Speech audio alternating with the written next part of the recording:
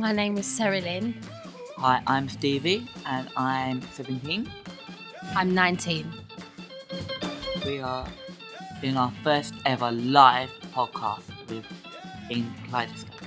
And we're here today to talk about autism. We're going to talk about how we made our podcast.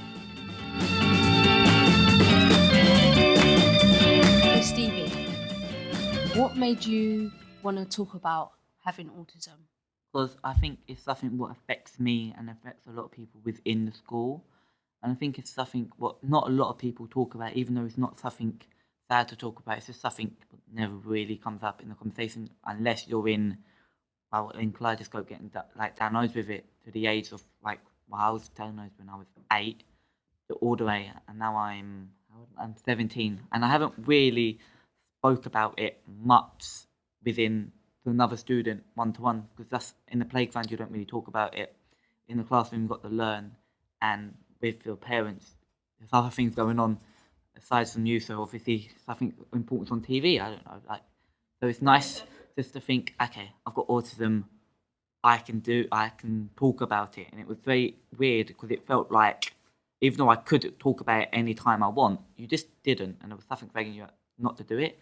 There's a chance that I was allowed to talk about it. It was more like, it was a very weird experience, but it was a very good experience, and I just wanted to talk. You'll go. Beat that. Ask her the question. What made you want to talk about? What made you want to talk about autism? Growing up, I always knew I was a bit different, but I would never talk to my brothers about it because they would never understand. They don't have autism.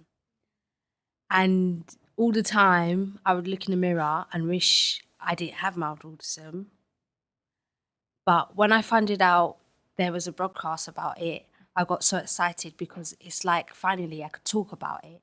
I don't have to keep it in no longer. And I can express how I feel.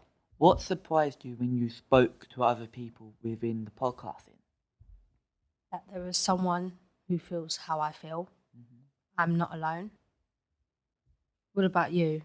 I think talking to people, getting a new feel on different ideas. I think when we was doing the podcast, I never ever thought about, well, how did my mum feel, until we did one of the podcasts within it, called Mum, I think, what was it called? Living with Autism. Taught the parent, and it was very even though I've got autism, I didn't ever think, well, how did it affect my mum knowing that son's got autism? Even though obviously I got very mildly autism, so it affects me in some ways to other people who's got clearly autism, who goes to school and find it very difficult to be with a child with autism. And I also saw the difference within my mum, who's very lucky who has me, and then you have another mum. No, I didn't mean it like that. It's very lucky to have who can obviously verbal and say hello mum, I love you and all that sort of stuff, to a mum, to another son or daughter who find it very difficult to say love you, even though there's still love there. I can't imagine how that must feel, and the fact that I never ever took notice of that until the podcast with Sarah. Obviously this podcast is about autism, so what other projects would you like to explore, and other things would you like to do podcasts on? I would like to talk to other people who have autism, like myself, because I know that there's lots of people who go through puberty and changes. And when you go through changes, it's the hardest time being a teenager. But even though they say it's not, but especially when you have something mild and people just think, oh, you're like an ordinary child. But until you open up your mouth and you tell them that you have something, it's like, oh, I wouldn't think you had that, if you know what I'm saying. But at the same time, I'm actually learning to accept it and accept who I am. I'd like to do them about other things within autism, because obviously autism is so umbrella, and there's loads of different sides to it, and it affects you so far. So I think I would like to feel more about other autism and obviously Asperger's and all that sort of stuff, and also other special needs, and also as Cyril said, like puberty and changes within being an autistic child when you're going through changes and finding out certain things, like girls. So Sarah, when you was doing the podcast, what did you find difficult and very hard, and what did you find easy and very like, this is easy? When the mum came in, Sarah, I find that difficult because I, like what Stevie said, never really thought about my mum, about how she feels about having a child who's autistic. I found that difficult because I kind of, not selfish, but, you know, like, not selfish, but, you know, not thinking about the other person, about how they feel. But at the same time, sometimes it was difficult to talk to people who don't have autism because they don't know how you feel because they don't have it. The easier thing was to talk about it because I know how to talk to people and express my feelings and how I feel at the same time. We had a lot to say.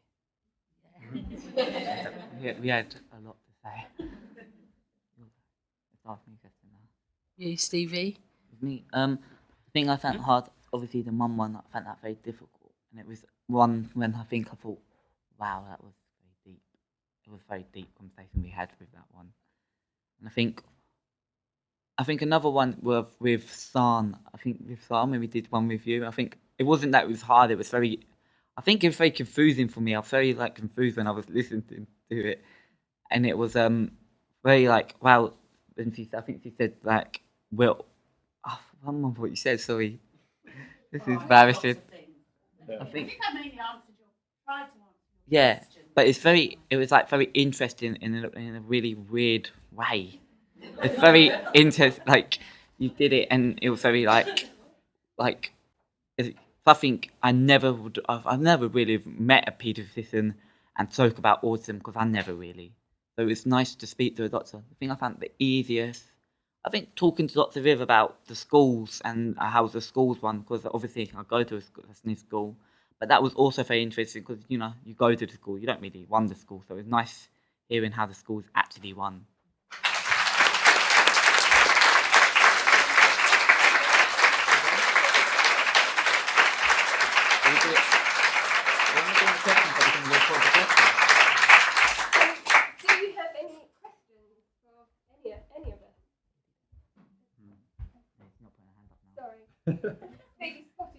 It's there. Here we are. Yeah, when we spoke to the parent. Yeah. I think you said you did, didn't you? Yeah. I let my mum listen to the recordings before, and I went upstairs and I just watched TV. And then she says, "Oh, that was very good." And she said, especially the mum one, but personally was obviously mums talking to mums, and mums all gang up and become something else, so they can. And it was they all get out and they all show emotions, and obviously mum talking listening to another mum. It's very. I don't think my mum's ever spoken to any or heard any other mum talking about autism. That was very nice. Your guy. I had a massive thing when you said. What? You said when you showed your mum. Yeah. Oh. When my mum listened to that, she was so proud of me because she was like she gave me a big kiss and a hug and cuddle. She was like, "I'm so proud of you, Sarah. You don't know how much mainstream kids don't get to do this. And you should be proud of yourself and accept yourself." And that kind of made me feel a bit. I'm an emotional person anyway.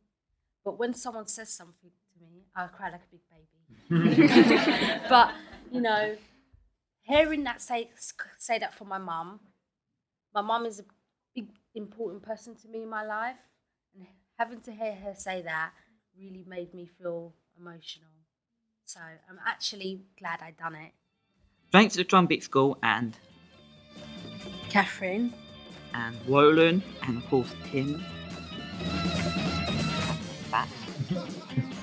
And thank you to all our audience for being a great audience. Thank you for listening to us. Thank you.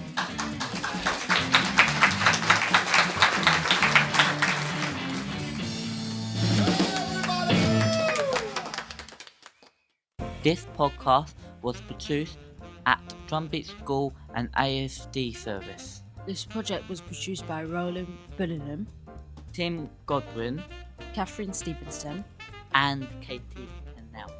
The song featured in this episode was Dimmy Hate Boogaloo by Ragnikov. For more information on this podcast and all of the other services available in Drumbeat School, please visit our website drumbeatasd.org. This is a Drumbeat Media production.